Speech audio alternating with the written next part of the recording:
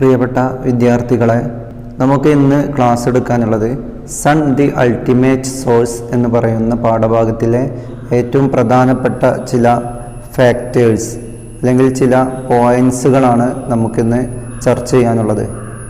First one, നമ്മൾ ഈ ഒരു പാഠഭാഗത്ത് പഠിക്കാൻ പോകുന്ന ഏറ്റവും പ്രധാനപ്പെട്ട ഒരു ഭാഗമാണ് ഇൻസലേഷൻ എന്നുള്ളത്. എന്താണ് ഇൻസലേഷൻ എന്ന് പറയുന്നത്? Solar energy reaches earth in the form of short waves. Solar energy അഥവാ സൗരോർജം ഭൂമിയിലേക്ക് ഹ്രസ്വതരംഗങ്ങളായി എത്തുന്നു. ഇതിനെയാണ് ഇൻസലേഷൻ എന്ന് പറയുന്നത്. നമുക്ക് ഇൻസലേഷൻ എന്താണെന്ന് വിശദീകരിക്കാം. ഇൻസലേഷൻ എന്ന് പറയുന്നത് സൂര്യനിൽ നിന്ന് സോളാർ എനർജി ഷോർട്ട് വേവ്സ് ആയിട്ട് ഭൂമിയിലേക്ക് പതിക്കുന്നതിനെയാണ് ഇൻസലേഷൻ എന്ന് പറയുന്നത്. അപ്പോൾ സൂര്യനിൽ നിന്ന് വരുന്ന സോളാർ എനർജി, ഭൂമിയിലേക്ക് വരുന്ന സോളാർ എനർജി ഷോർട്ട് വേവ്സ് ആയിട്ടായിരിക്കും ഭൂമിയിലേക്ക് എത്തുന്നത്.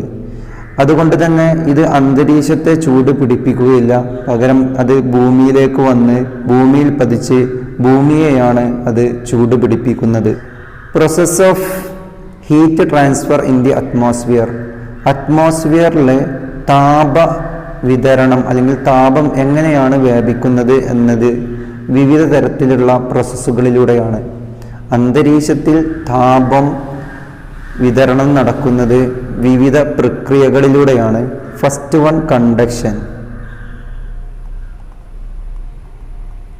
എന്താണ് കണ്ടക്ഷൻ എന്ന് പറയുന്നത്? It is transferred to the part of the atmosphere close to the hot surface of earth.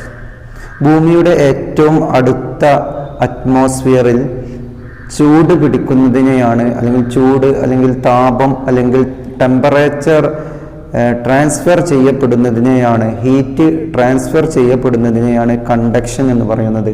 അഥവാ നമ്മൾ ഇൻസലേഷൻ വളരെ കൃത്യമായിട്ട് നമ്മൾ പഠിച്ചു.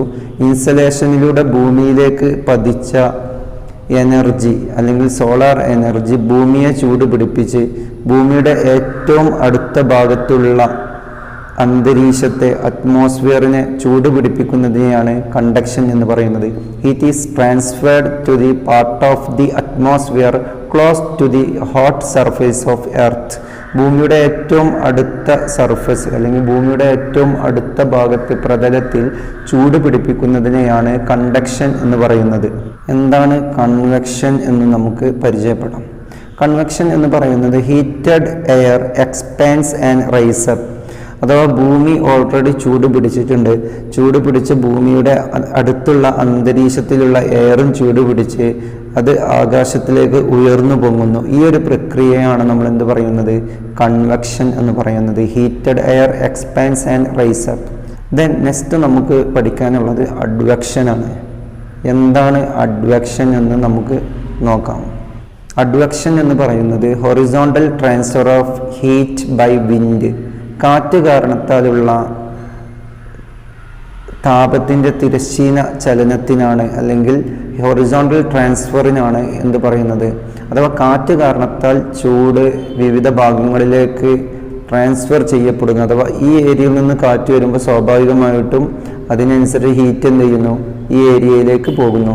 ഇനി തിരിച്ച് ഈ മേഖലകളിൽ നിന്നാണ് കാറ്റ് വരുന്നതെങ്കിൽ, വിൻഡ് വരുന്നതെങ്കിൽ അതിനനുസരിച്ച് ഒരു ഹൊറിസോണ്ടൽ ട്രാൻസ്ഫറിങ് നടക്കുന്നു. ഇതിനെയാണ് അഡ്വെക്ഷൻ എന്ന് പറയുന്നത്. ടെറസ്ട്രിയൽ റേഡിയേഷൻ എന്ന് പറഞ്ഞാൽ എന്താണ്?